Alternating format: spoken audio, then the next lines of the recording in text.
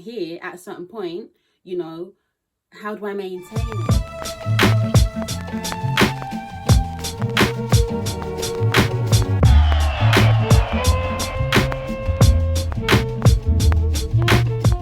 Hi ladies, today's video is I'm scared of success.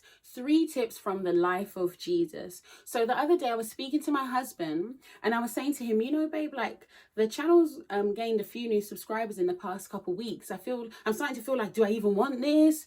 Do I really want to do this? Because we speak about fear of failure, but we don't always speak about the fear of success.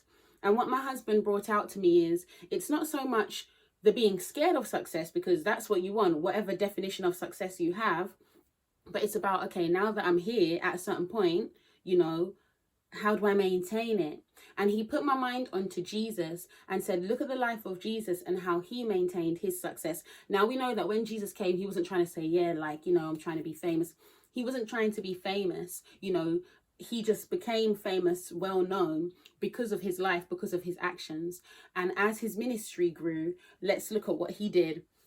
So the first thing is, Jesus stayed connected to the Father and took breaks. In Mark chapter 6, verse 46, it says, and when he had sent them away, he departed into a mountain to pray. So you can see there, he clearly took time to have breaks. He had a good relationship with the Father and stayed communicating with him. We need to stay plugged into the source for our, for our source of creativity, energy, clarity on what we should do and what we shouldn't do. So it's important as you build your brand, your business, your home, whatever you're doing, just stay connected to God, right? And take breaks when you need to.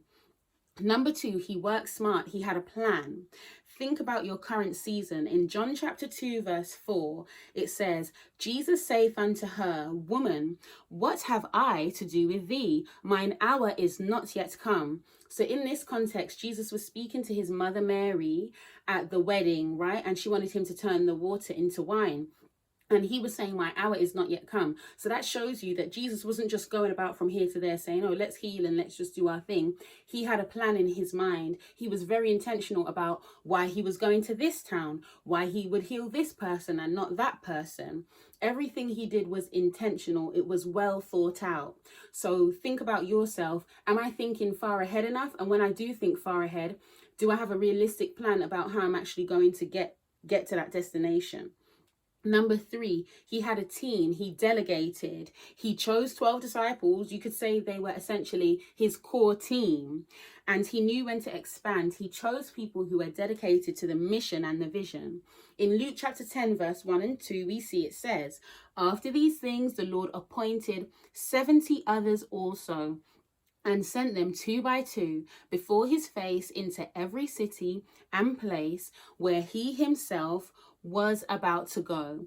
Then he said to them, the harvest truly is great, but the laborers are few. Therefore, pray the Lord of the harvest to send out laborers into his harvest.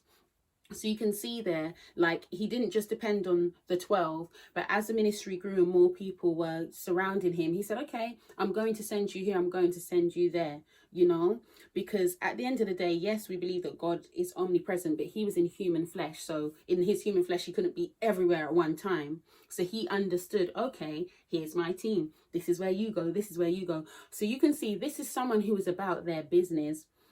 So it's funny, sometimes we think, does the Bible have this tip or that tip? It doesn't necessarily say business 101, but we can look at the principles and say, all right. So remember, stay connected to the Father, work smart, have a plan, and know when to delegate, know when to say, do you know what? This is not my strongest skill set. Maybe it's time to bring another person onto the team. All right, then, ladies, I hope you are encouraged. Bye.